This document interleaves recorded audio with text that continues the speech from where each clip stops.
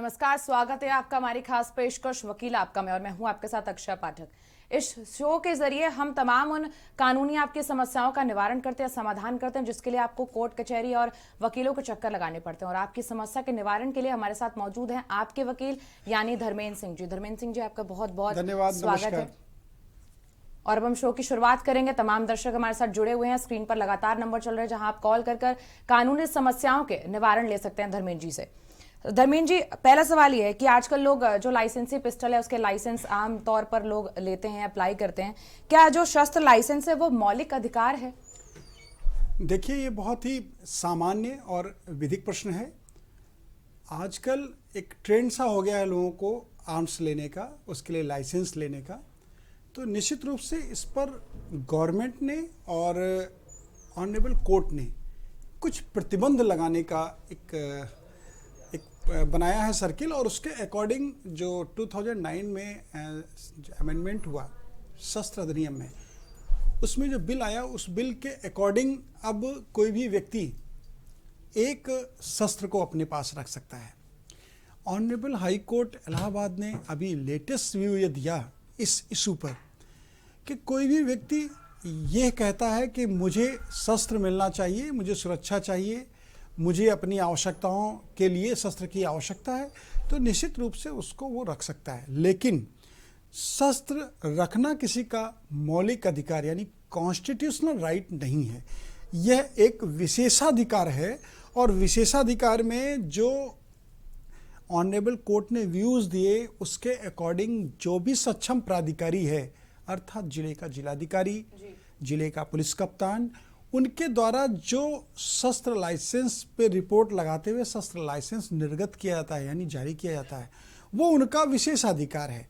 वो किस व्यक्ति को सुरक्षा दी जानी चाहिए शस्त्र के माध्यम से, वह तय करना उनका अधिकार है। ये किसी का मौलिक अधिकार नहीं है कि हर व्यक्ति शस्त्र लेकर के कहीं भी जा सकता है। शस्त्र लाइसेंस ले लिया, अब उसको सुरक्षा की आवश्यकता नहीं है, लेकिन दिखावा मात्र के लिए उसने उस शस्त्र को अपने आसपास रखा हुआ है। तो इस पर एक प्रतिबंध लगाते हुए यानी उसका एक सर्टेन क्राइटेरिया फिक्स करते हुए ऑनरेबल कोर्ट ने इस इशू को बहुत ही अच्छे तरीके से डिसाइड करते हुए डायरेक्शंस दिए कि जो भी व्यक्ति शस्त्र लाइसेंस लेना चाहता है वो उसका मौलिक अधिकार नहीं है, वो विशेषाधिकार है जो सक्षम प्राधिकारी के द्वारा निर्णीत किया जाएगा, और सक्षम प्राधिकारी के द्वारा जो निर्णीत किया जाएगा वो उनके स्वविवेक और जो पुलिस आख्या आती है उसके आधार पर किया जाएगा। जी, धर्मेंद्र जी, शस्त्र लाइसेंस की बात कर रहे थे कि मौलिक अधिकार है कि नहीं है। अब जब सुरक्षा की बात आती है तो सेल्फ डिफेंस जो है सबसे पहले आ जाता है। तो सेल्फ डिफेंस के लिए जो है क्या क्या कानून है? देखिए, सेल्फ डिफेंस यानी right to security, personal security, जी, अपने आप को बचाने के लिए, ये कॉन्स्टिट्यूशनल राइट है। राइट टू डिफेंस का जो राइट है वो कॉन्स्टिट्यूशनल राइट है। हर नागरिक को अपने आप को बचाने के लिए कानून का सहारा लेने का पूर्ण अधिकार है। अर्थात कोई भी व्यक्ति जिसको उपहति, जिसको इंजरी हो सकती है, जिसकी संपत्ति को इंजरी हो सकती है जी, तो ऐसे परिस्थिति में वह व्यक्ति अपने आप को सुरक्षित कर सकता है जो इंजर्ड करने वाला व्यक्ति है उससे। और इसके लिए जो कानून है वो बहुत ही स्पष्ट है कि किस सामान्य तौर पर बहुत लोगों ने ये देखा भी होगा कि जो क्रिमिनल ट्रायल होते हैं कोर्ट में जी, उन क्रिमिनल ट्रायल में बहुत सारे एक्यूज्ड अपना डिफेंस जब प्रेजेंट करते हैं यानी अपना बचाव पक्ष जब प्रेजेंट करते हैं तो उस समय इस एक शस्त्र या अस्त्र बोलेंगे इसको, इसका सहारा लेते हैं कि मेरे ऊपर अमुक व्यक्ति द्वारा इस तरह की घटना कारित की गई जिसके बचाव में मैंने ऐसी घटना की और ये ऑकरेंस हो गया। तो निश्चित रूप से एक डिफेंस का सहारा बनाते हुए जो एक्यूज की साइड होती है वो इस इशू को प्रेजेंट करती है कि मैंने तो राइट टू डिफेंस का जो हमारा मौलिक अधिकार है, जो हमारा कॉन्स्टिट्यूशनल राइट है, उसको हमने प्रिवेल करते हुए अपने आप को डिफेंस किया है। तो निश्चित रूप से राइट टू डिफेंस मौलिक अधिकार तो है, लेकिन उसकी अपनी लिमिटेशंस हैं। उस लिमिटेशंस के अकॉर्डिंग ही ट्रायल पर उसका इम्पैक्ट होता है। जी, धर्मेंद्र जी, जैसे कि आपने बताया सेल्फ डिफेंस के लिए जो है क्या क्या कानून है, लेकिन अब मैं आपसे ये जानना चाह रही हूँ कि कितनी तरह से जो है इंसान अपना सेल्फ डिफेंस कर सकता है? देखिए, बहुत सामान्य बात है, कोई भी व्यक्ति को अपने आप को बचाने का विधिक मौलिक अधिकार है। जी। अब कितने प्रकार से कर सकता है, तो कोई भी व्यक्ति जिसके पास शस्त्र है, शस्त्र लाइसेंस है, वो अपने आप को बचाने के लिए उस शस्त्र लाइसेंस का भी उपयोग एक सीमा तक कर सकता है। उसका भी एक निश्चित वर्किंग प्रोसेस है, वो मैं अभी अपने दर्शकों को बताऊंगा। जी। और इसके साथ ही साथ कोई भी व्यक्ति, उदाहरण के तौर पर बताता हूँ, घर पर कोई व्यक्ति अचानक आ गया और व्यक्ति ने हमला किया, तो हमला करते समय जो व्यक्ति वहाँ पर था उसने अपने आप को बचाव में जो भी एक्ट किया वो एक्ट डिफेंस करने के लिए यानी सेल्फ डिफेंस की श्रेणी में आता है। अब किसी व्यक्ति ने अगर डंडे से किसी पर वार किया जी। और ये उसके द्वारा कहा गया कि मैं तुम्हें मार दूंगा या कोई इस तरह के उपहत करने का उपक्रम किया गया, तो जो व्यक्ति है उस व्यक्ति के डंडे को पकड़ के भी अपने आप को सेल्फ डिफेंस कर सकता है, या उस डंडे या और किसी डंडे के माध्यम से उसके ऊपर वो भी हमला कर सकता है अपने आप को बचाने के लिए। तो ये एक सेल्फ डिफेंस का अलग क्राइटेरिया है।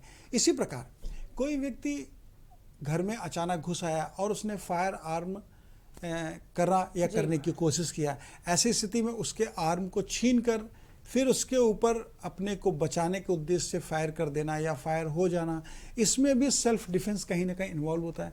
और यहाँ मैं बहुत महत्वपूर्ण बात है कि दर्शकों को भी बताना चाहूँगा कि जो व्यक्ति अपना डिफेंस कर सकता है, इसमें इस कानून में सिर्फ उसका डिफेंस ही समाहित नहीं है। हमारे साथ में अगर कोई व्यक्ति चल रहा है और अचानक कोई उसके ऊपर हमला करता है, तो मुझे ये विधिक अधिकार है कि मैं उसको भी डिफेंस करूं जी। और जो भी आसपास की सिचुएशन है उसके अकॉर्डिंग सेल्फ डिफेंस को इस लिमिट तक करूं कि कोई भी हमारे द्वारा एक्ट किया हुआ इलीगल ना लगे। इसी प्रकार कोई किसी के घर पर कब्जा करने की कोशिश करता है, कोई किसी की प्रॉपर्टी को ग्रैब करने की कोशिश करता है, तो वहाँ पर भी सेल्फ डिफेंस का जो लॉ है वो लागू होगा। और सेल्फ डिफेंस का लॉ जो वहाँ पर लागू होगा उसमें वो अपने को बचा सकता है, अपने साथ चलने वाले किसी व्यक्ति को बचा सकता है। इसी प्रकार वो अपनी प्रॉपर्टी को बचा सकता है। अपनी प्रॉपर्टी के साथ साथ वो किसी अगर जानने वाले की प्रॉपर्टी में भी बैठा है और वहाँ पर उसको डिफेंस करने की ज़रूरत महसूस होती है, तो वहाँ पर इस कानून का लाभ लेते हुए वो अपनी संपत्ति और अपने जानने वाले की संपत्ति को भी बचा सकता है। जी धर्मेंद्र जी, अब आज पूरी जो बात है वो सेल्फ डिफेंस की ही चल रही है। एक और सवाल मेरा ये है, पर्सनल सवाल मैं आपसे जानना चाहती हूँ कि जैसे शस्त्र का प्रयोग आत्मरक्षा के लिए करते हैं, मान लीजिए कि मेरे पास शस्त्र है और मुझे नहीं मालूम है कि स्थिति कैसी है, लेकिन मेरे ही शस्त्र को कोई अगर दूसरा व्यक्ति इस्तेमाल कर लेता है, तो क्या उस पर कानूनी कार्रवाई होगी?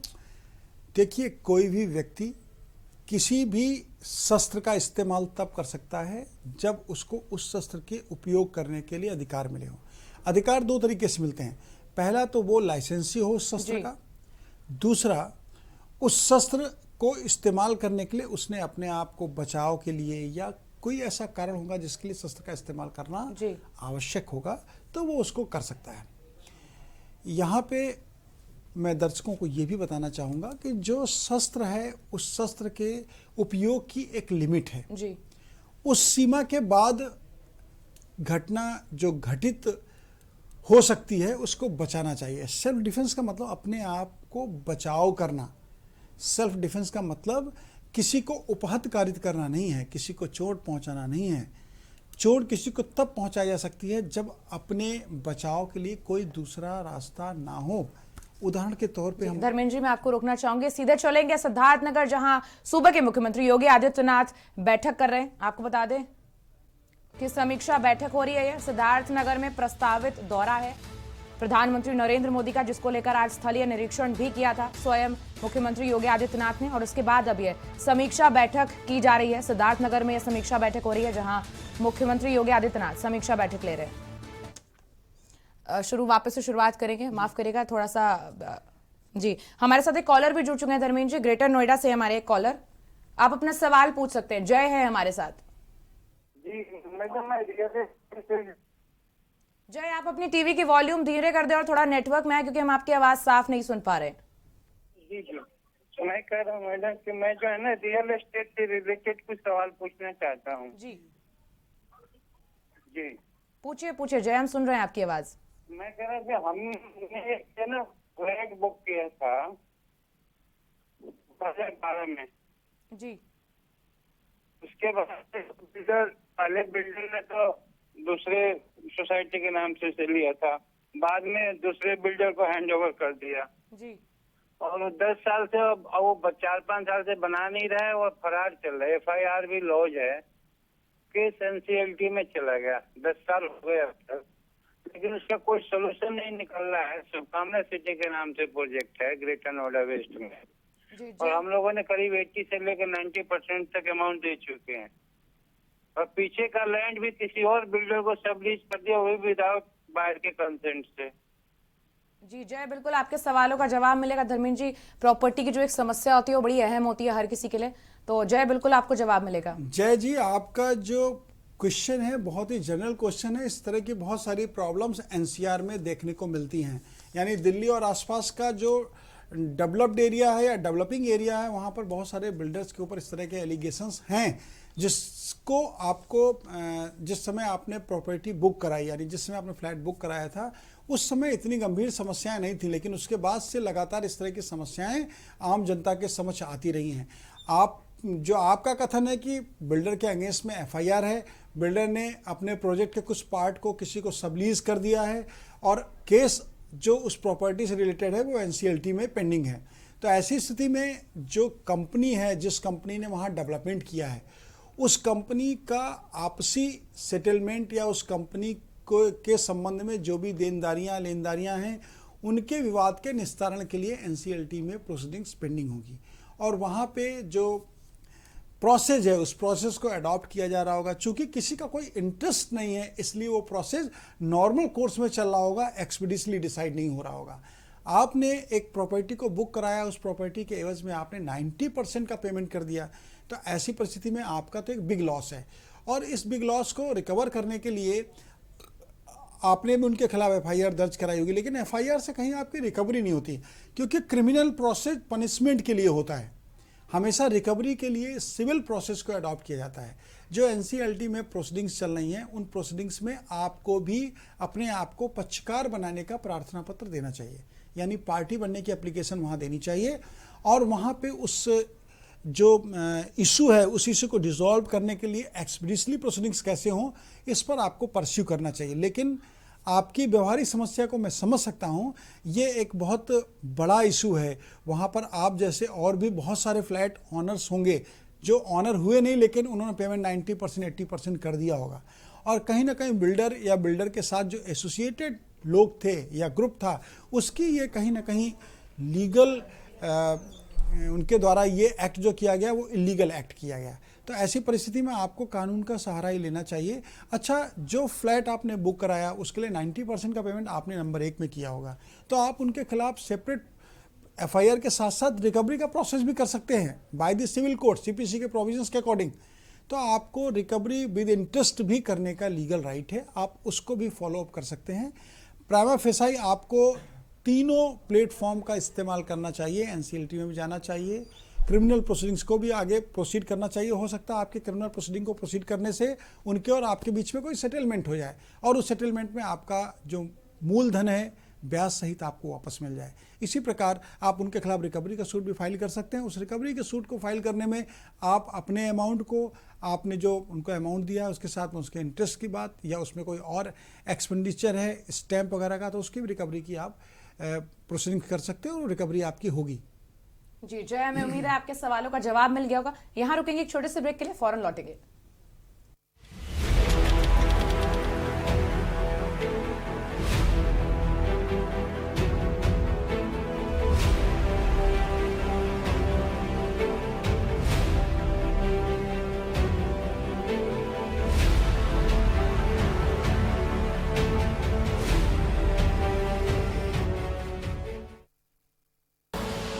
आप देख रहे हैं के न्यूज, खबरों का सारथी। खुदी को आजमाया है तो ये अंदाज आया है, खुदी को आजमाया है तो ये अंदाज आया है। तुम में भी मैं हूं, शुद्ध प्लस पान मसाला।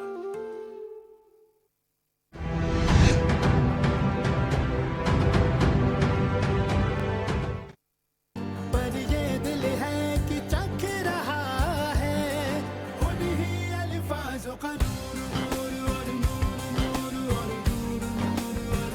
दूर कितना भी जाओ, इस जुबान से दूर ना जा पाओगे। विमल, बोलो जुबान केसरी।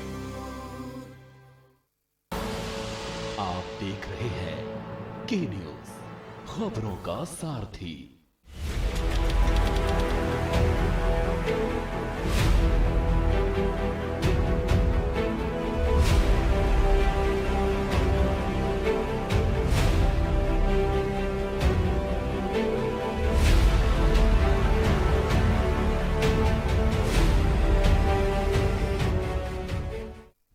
ब्रेक के बाद आपका स्वागत है। हम यहाँ पर मौजूद हैं आपकी कानूनी समस्याओं के निवारण के लिए। लगातार हम स्क्रीन पर नंबर फ्लैश कर रहे हैं जहां आप कॉल करके हमारे वरिष्ठ अधिवक्ता धर्मेंद्र सिंह जी से कानूनी सलाह मशवरा कर ले सकते हैं। और हम बात कर रहे थे सेल्फ डिफेंस की। जहां सेल्फ डिफेंस की बात आती है तो वहां पर शस्त्र भी जो है सबसे अहम माना जाता है। तो धर्मेंद्र जी, आपसे जानना चाहूंगी कि शस्त्र अधिनियम में संशोधन जो बिल लाया गया वो क्यों लाया गया है?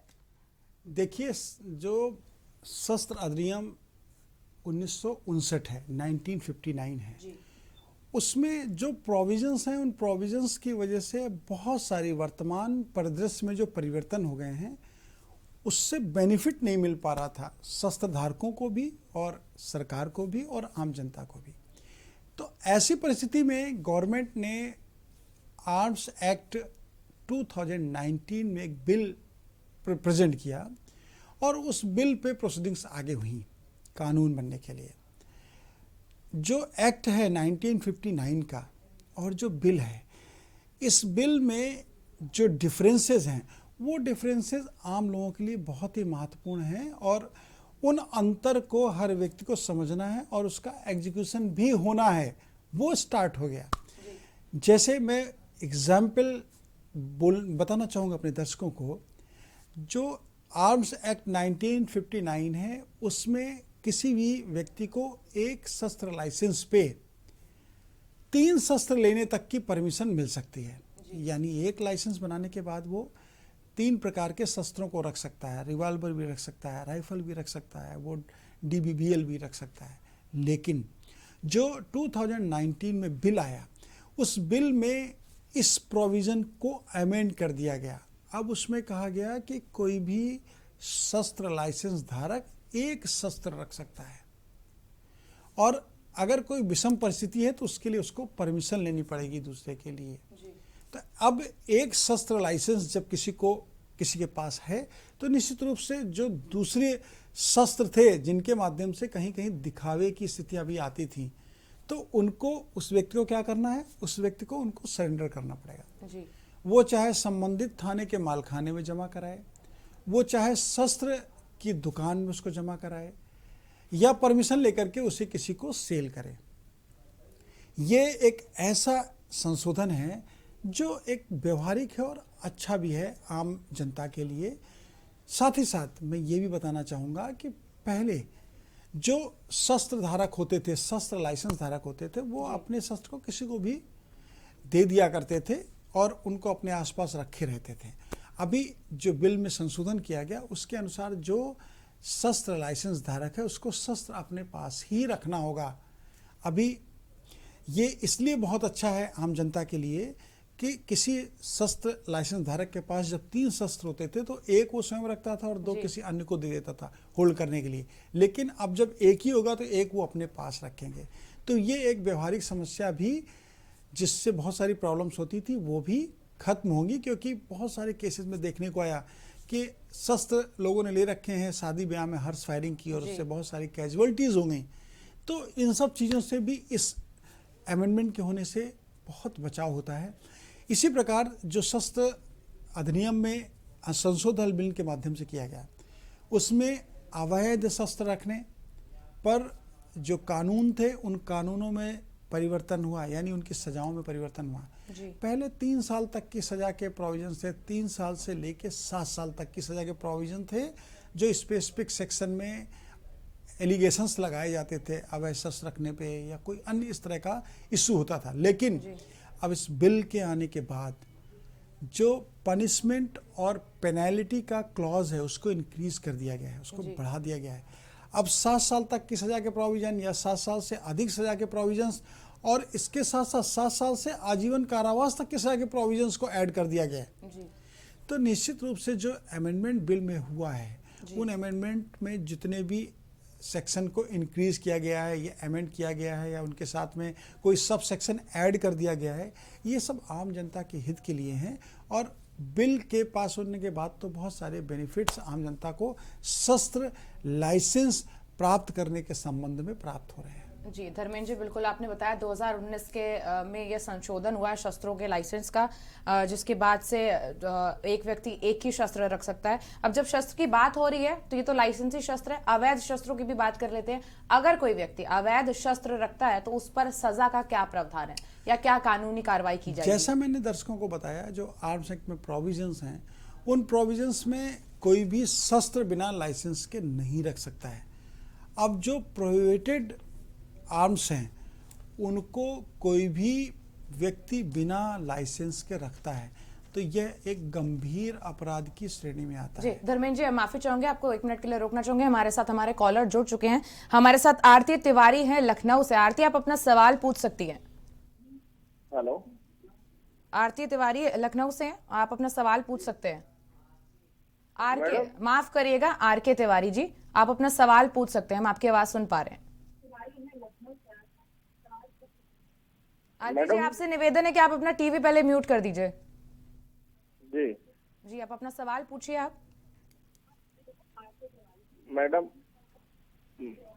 मैडम मेरे दादाजी थे गांव में, पिताजी के बड़े भाई। जी हाँ, म्यूट किए।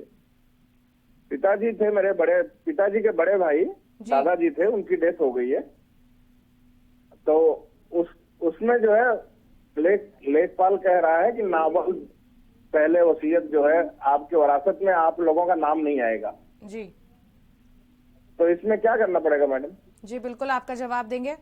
देखिए, जो आपके दादाजी की चल अचल संपत्ति है, उस चल अचल संपत्ति के संबंध में दादाजी ने यानी आपके पिताजी के भाई ने कोई यदि वसीयत की है तो उस वसीयत के आधार पे उनकी संपत्तियों का हस्तांतरण होगा यानी ट्रांसफ़र होगा।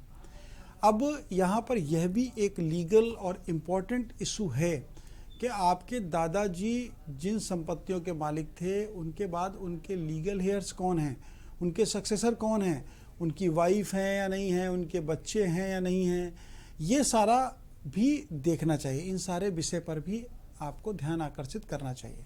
अब यदि मैं आपकी बात के आधार पर मान लेता हूँ कि उनका कोई लीगल हेयर नहीं है और उनकी संपत्ति को हिंदू सक्सेशन एक्ट है उसके अकॉर्डिंग ट्रांसफ़र होना है, तो ऐसी स्थिति में जो उनके फर्स्ट ब्लड रिलेशन के बाद सेकंड ब्लड रिलेशन में लोग होंगे, वो भाई भी हो सकते हैं, बहन भी हो सकती है, माँ भी हो सकते हैं, पिता भी हो सकते हैं। तो दादाजी के यदि कोई भी नहीं है तो उनकी प्रॉपर्टी या तो विल के माध्यम से, जिसको उन्होंने विल की हो उसको ट्रांसफ़र होगी, या आप लीगल हेयर के रूप में अपना नाम दर्ज कराना चाहते हैं तो आपको सिजरा देना पड़ेगा परिवार का कि दादाजी के बाद कौन कौन उनका लीगल वारिस यानी कानूनी वारिस हुआ, और उन कानूनी वारिस में जो भी लोग हैं उनकी तरफ से आपके पक्ष में या किसी अन्य के पक्ष में सहमति दी गई है क्या।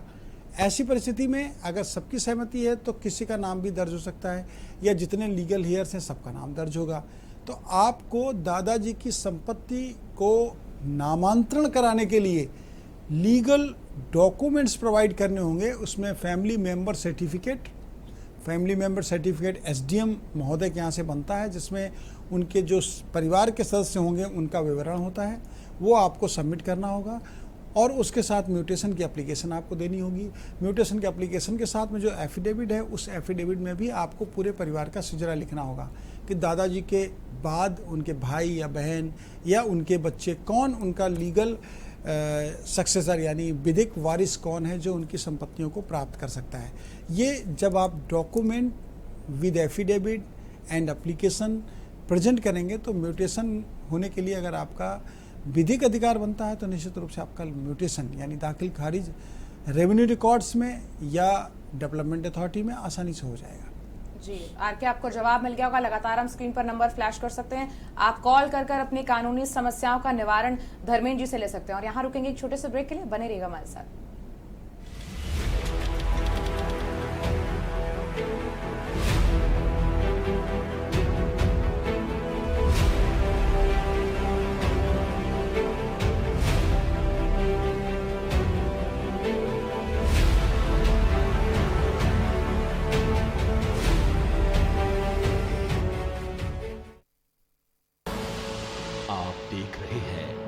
के न्यूज, खबरों का सारथी।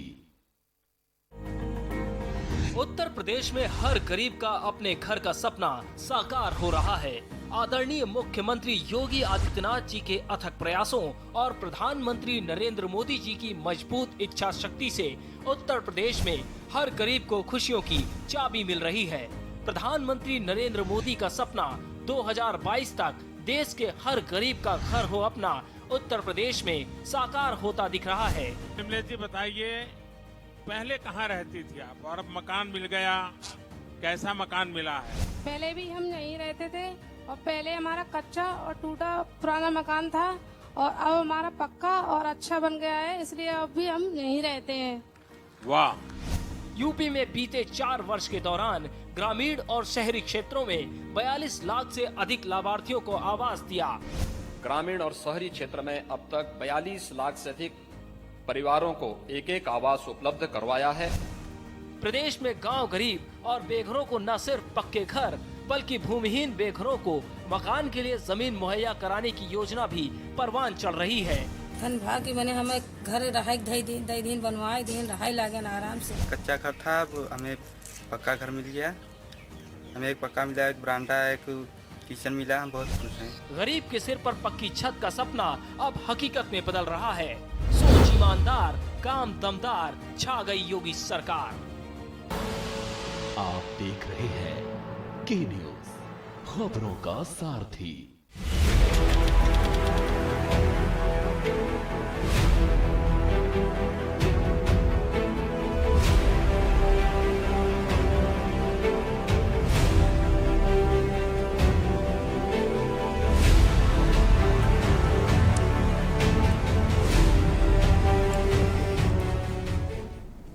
ब्रेक के बाद एक बार फिर से आपका स्वागत है। हम बात कर रहे थे आपके वकील में, जहां आपके हम कानूनी समस्याओं का निवारण कर रहे थे। धर्मेंद्र जी, एक हमारी बात अधूरी रह गई थी जब हम अवैध शस्त्र की बात कर रहे थे कि अवैध शस्त्र रखने पर सजा का क्या प्रावधान है, लेकिन तब तक एक कॉलर हमारे साथ जुड़ गए, तो बाबा आगे उसको कंटिन्यू करते हैं। देखिए, आर्म्स एक्ट जो है उसमें मूल रूप से सजा का प्रोविजन था, वो मैंने अपने दर्शकों को बताया। 1959 में एक्ट जब आया, उसके बाद से उस एक्ट में इतना प्रभाव नहीं था। लोग अवैध रूप से शस्त्र रखते थे, उनमें अरेस्टिंग हुई।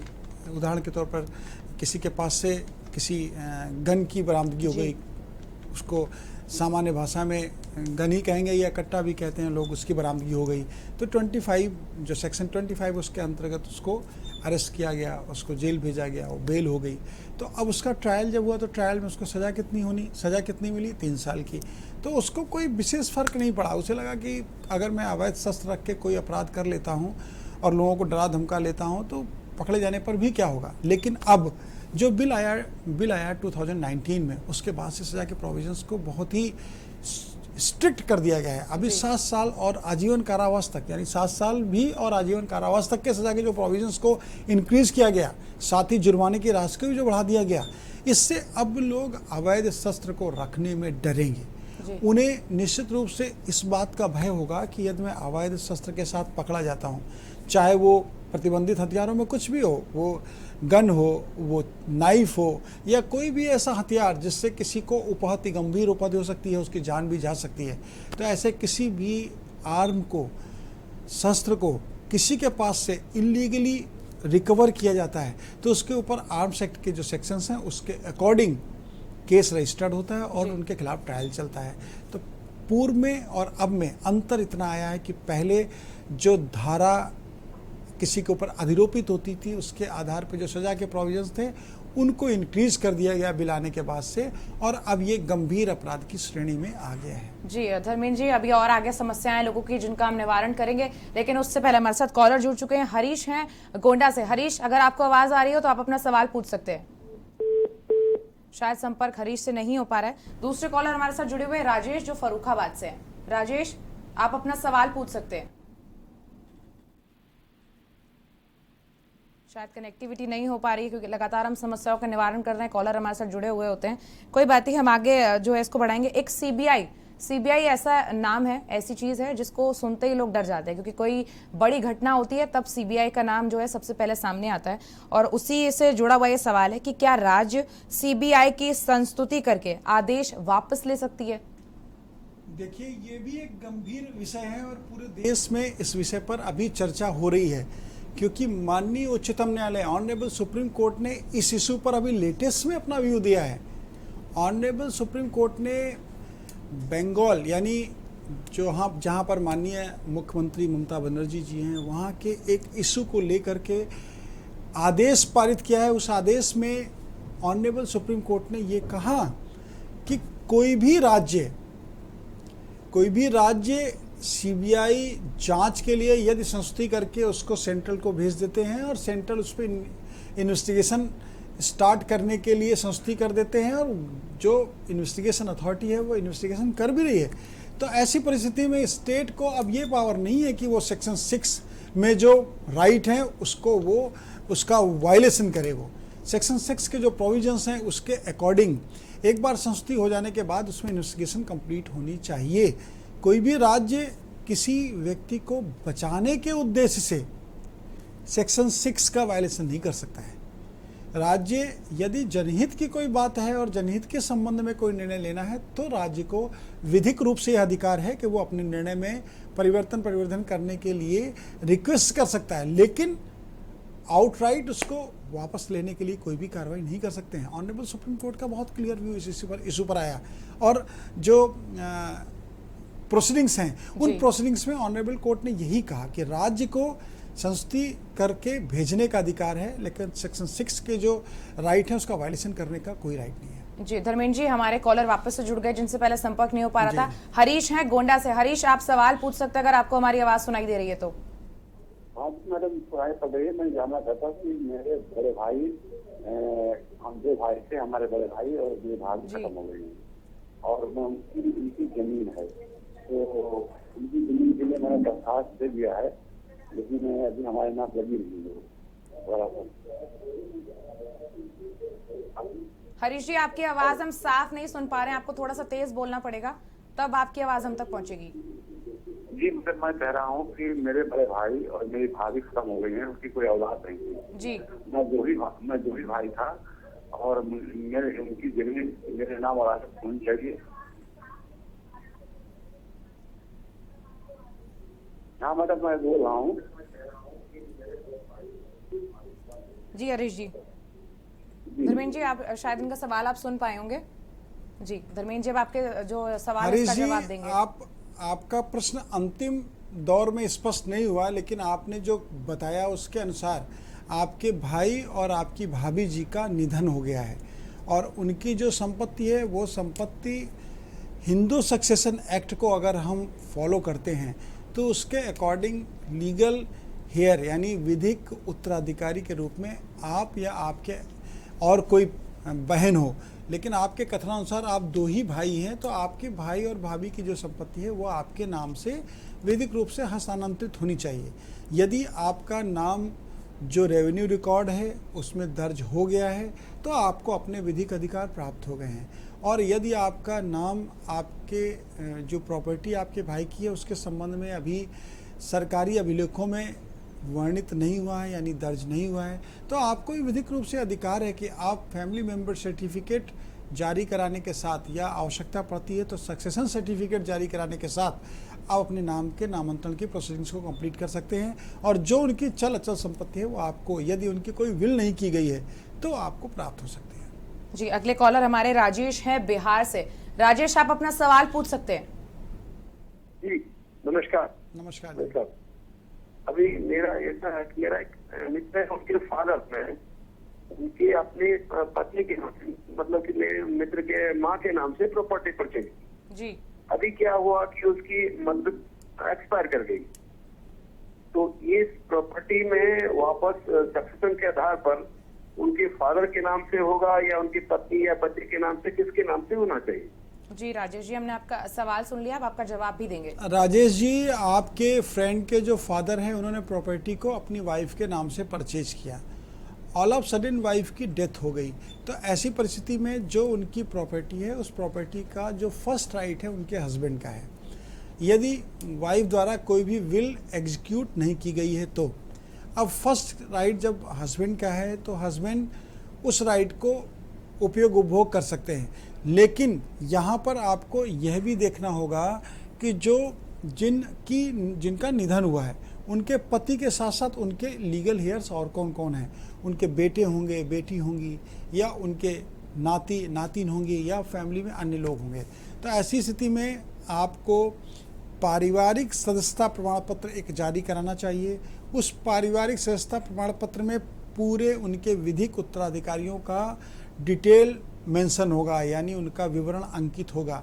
आप उस डिटेल के अकॉर्डिंग जिसको जो राइट मिलना है वो राइट ले सकता है, लेकिन जो दूसरे उनके सक्सेसर हैं उनको एनओसी देनी होगी। एक अनापत्ति प्रमाण पत्र हलफनामे के माध्यम से देना होगा, तभी किसी के नाम पर संपत्ति का हस्तांतरण विधिक रूप से हो सकता है। जी धर्मेंद्र जी, एक और कॉलर हमारे साथ जुड़े हुए हैं, राकेश हैं जयपुर से। राकेश, आप अपना सवाल पूछ सकते हैं। राकेश से शायद हमारा जो संपर्क है वो टूट गया है। और हमारे साथ अब एक और कॉलर जुड़ चुके हैं, ओम प्रकाश हैं। ओम प्रकाश, आपको अगर आवाज आ रही हो तो आप अपना सवाल पूछिए। हाँ मैडम, मैं जानना चाहता हूँ जी कि मेरी माँ अनपढ़ है जी, और उसको एक आदमी ने जमीन मैंने माँ से माँ को लिखा, लेकिन नंबर दे दिया सरकारी जमीन का। जी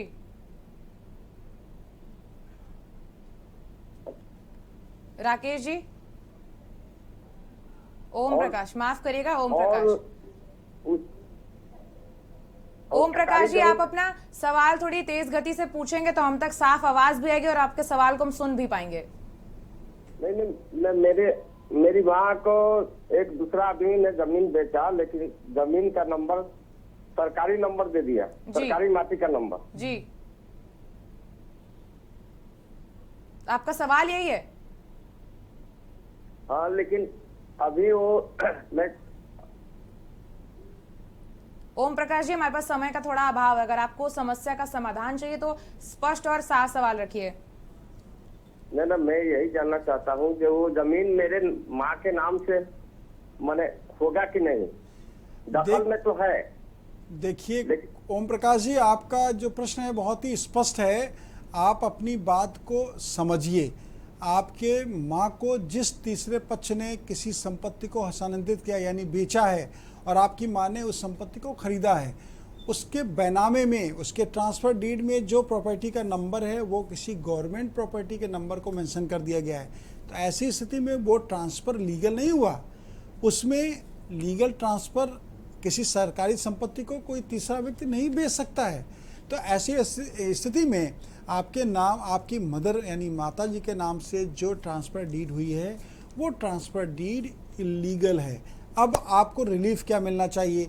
आप या तो जिस व्यक्ति ने आपकी माता जी के नाम बैनामा किया है उनके खिलाफ आपको एक क्रिमिनल प्रोसीडिंग करनी चाहिए। उनके खिलाफ एक 420, 406, 467, 468 आईपीसी के अंतर्गत फर्स्ट इन्फॉर्मेशन रिपोर्ट रजिस्टर्ड कराने का विधिक अधिकार है।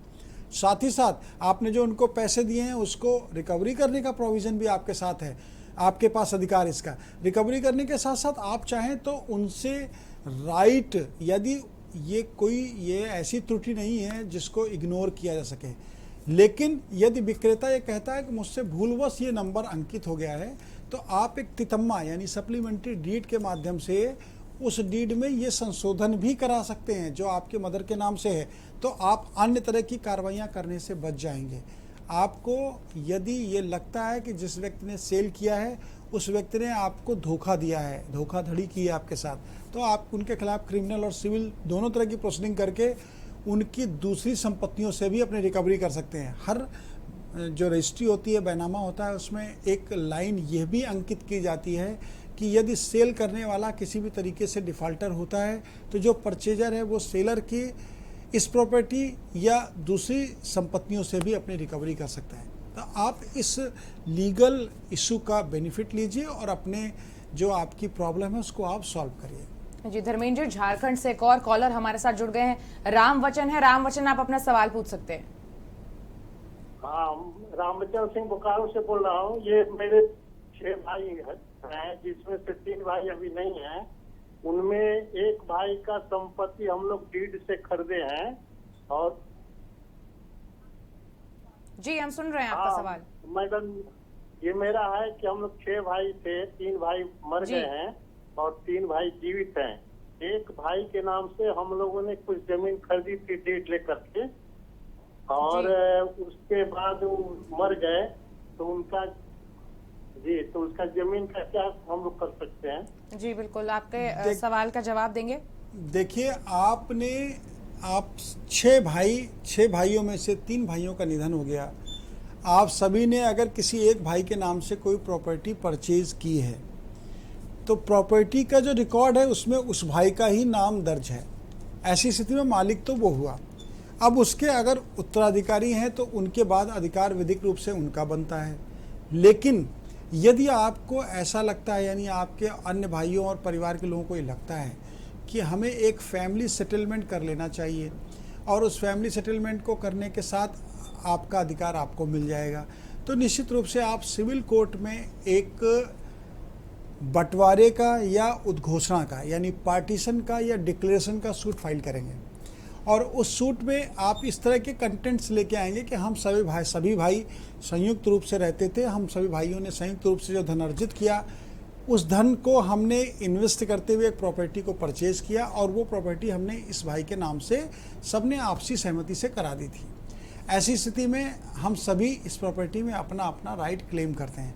तो कोर्ट को अगर ये लगेगा कि ये जो आपका ट्रांसफ़र है, मनी का ट्रांसफ़र है, जो सिचुएशन ऑफ द केस है वो जेन्युइन है, तो कोर्ट इसमें डिक्लेरेशन का या पार्टीशन का सूट भी आप लोगों के फेवर में फाइल आदेशित कर सकती है, जिस आधार पे आपको अपने अधिकार यानी सह मालिक होने के अधिकार भी प्राप्त हो सकते हैं। लेकिन आपको इसको सिविल प्रोसेस के माध्यम से ऑनरेबल कोर्ट में अपने इशू को प्रेजेंट करते हुए रिलीफ लेकर करना चाहिए। जी धर्मेंद्र जी, सवाल आपसे वापस लेंगे, लेकिन उससे पहले एक छोटा सा ब्रेक लेंगे।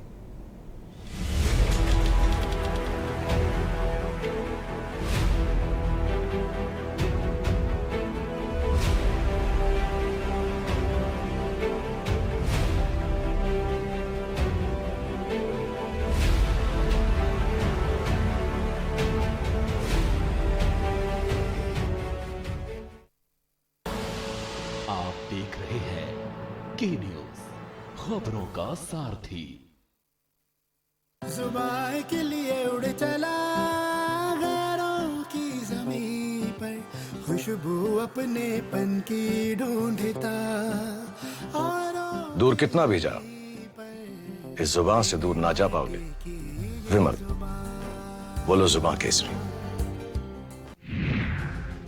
2022 का सियासी आगाज, किसके सिर सजेगा ताज, कौन होगा सूबे का अगला सरताज। समर अभी शेष है। देखिए शनिवार रविवार रात 9 बजे प्रबुद्ध चौहान के साथ। खुदी को आजमाया है तो ये अंदाज आया है, खुदी को आजमाया है तो ये अंदाज आया है। तुम में भी मैं हूं, शुद्ध प्लस पान मसाला। आप देख रहे हैं के न्यूज, खबरों का सारथी।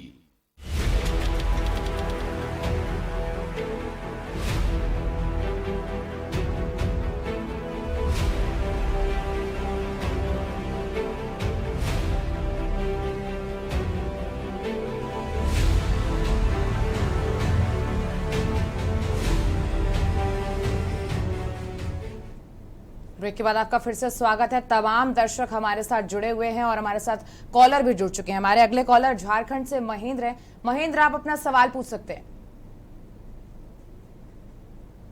महेंद्र से संपर्क नहीं हो पा रहा है। हमारे अगले कॉलर लखनऊ से हैं राजेंद्र।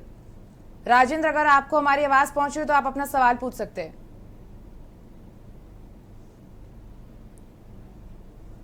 हेलो जी, पूछिए, अपना सवाल पूछिए।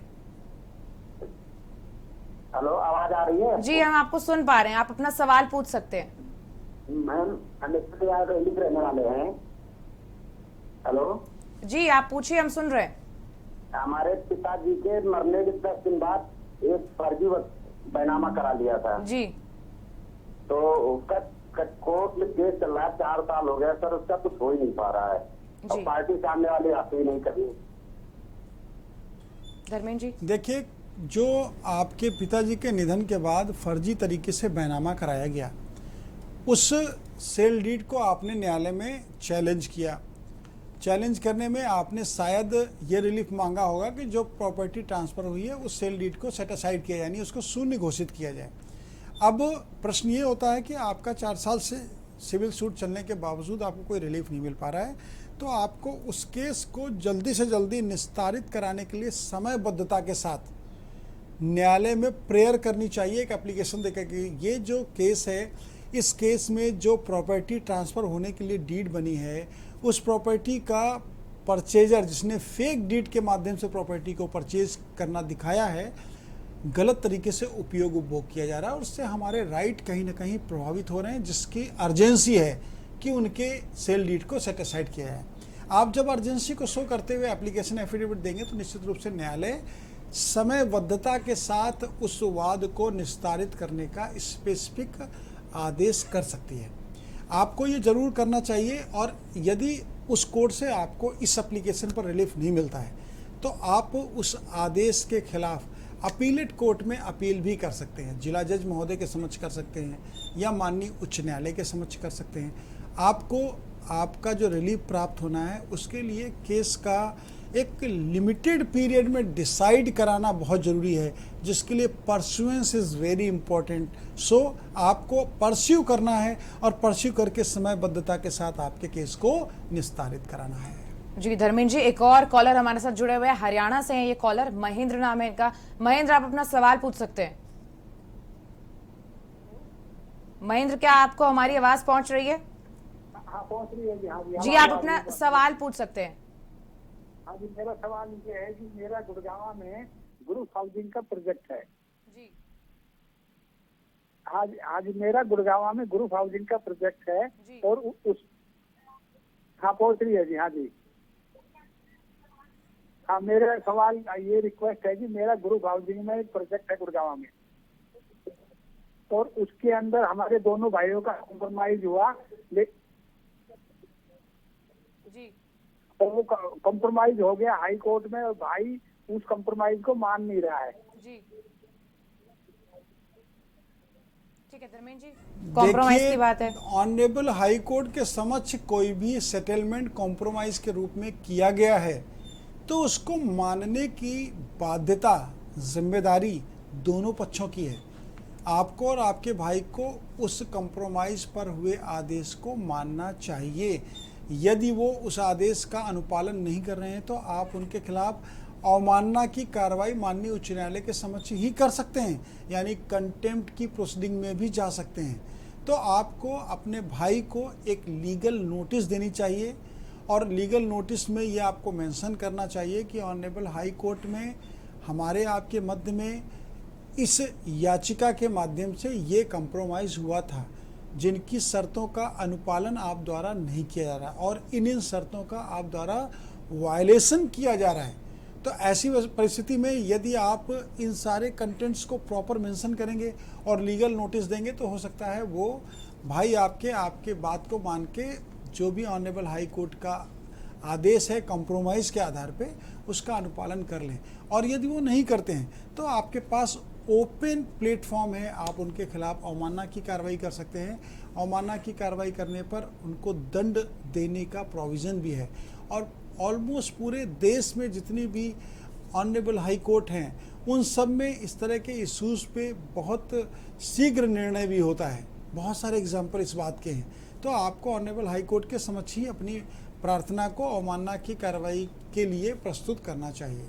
जी धर्मेंद्र जी, प्रॉपर्टी की बात चल रही थी, तो प्रॉपर्टी में तमाम आपने चीज़ें बताई हैं। आज आपने सेल्फ डिफेंस भी बताया और समय का आज थोड़ा सा अभाव है। बहुत बहुत शुक्रिया आपका हमसे जुड़ने के लिए, हमारे दर्शकों की समस्याओं का समाधान करने के लिए। और अगले हफ्ते इसी वक्त और इसी समय में आपसे फिर मिलेंगे। और हमारी पेशकश में आज के लिए इतना ही। आगे की खबरों के लिए बने रहेगा के न्यूज़ इंडिया के साथ। नमस्कार।